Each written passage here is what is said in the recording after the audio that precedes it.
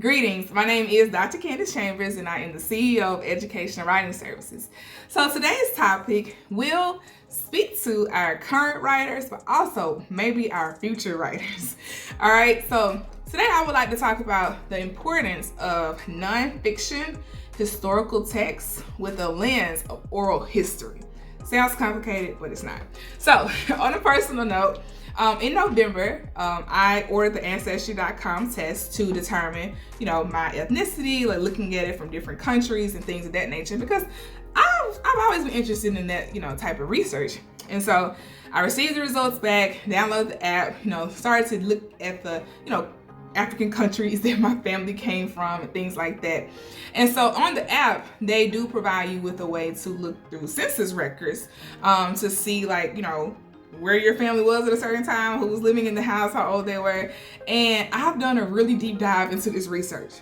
But one thing I have found is the power of how oral history connects with these type of records. And so with one side of my family, I've been able to go back further and further and further because of conversations that I remember, my great grandmother having with me and my mom, my dad. Just listening to my dad remembering things that his grandmother told him, and just kind of going back and back. So we've been able to track her father, his father, his father, his father, just because of the oral history is aligning with the records that are actually in the census. And so while doing this process, I thought to myself, what are other stories that people may have that are really mainly oral histories right now? But as we know, a lot of these people are passing away or they're getting older, and that rich history we may lose. And so from a writing standpoint, I really believe that a lot of people should potentially start collecting those oral histories and actually putting them together for a keepsake. So let's say that your great grandson or great granddaughter who's like me and are trying to piece together history, it won't be as difficult because it's actually in one book. And so I wanted to pop in to talk because I do assist writers with publishing nonfiction books, and I really love this idea of family history. So you don't have to be a Toni Morrison or Maya Angelou. You can actually write this yourself with a little bit of effort with your family. And so I'm going to give 3 different tips if you are potentially, or you may potentially consider doing this. Number 1 is think about the story you want to tell. So do you want to do more so a chronological history? This person's father was this person, they worked here. This person was this mother, she worked there. Do you want to do that? Giving the names, what they did and locations? Or do you want to provide stories along with who these people were? And so think about what angle you want to go. So where do you want to start? Do you want to start with a particular family member and then branch out?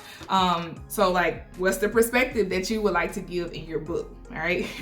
Number 2, as far as tips are concerned, I would say that be very thorough. So keep really good notes. Let's say that you are doing oral histories with your family. You can always bring a recorder with you to some of the older, even anybody really, bring a recorder with you so you don't miss anything when you are putting things on paper. And that way, when you are piecing together the history, you have the direct, paper or recording that you can document when you are compiling everything together. Okay.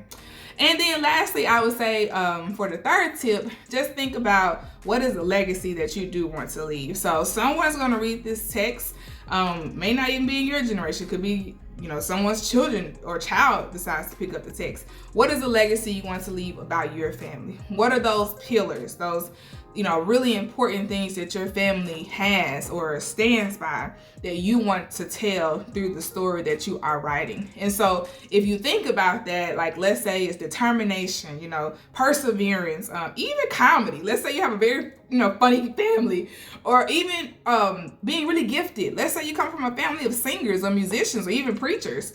Think about those highlights that your family brings. For example, my family is full of teachers. So if I had to write one of these texts, I would show the value of education and how it is through all of my family and how we put emphasis on that.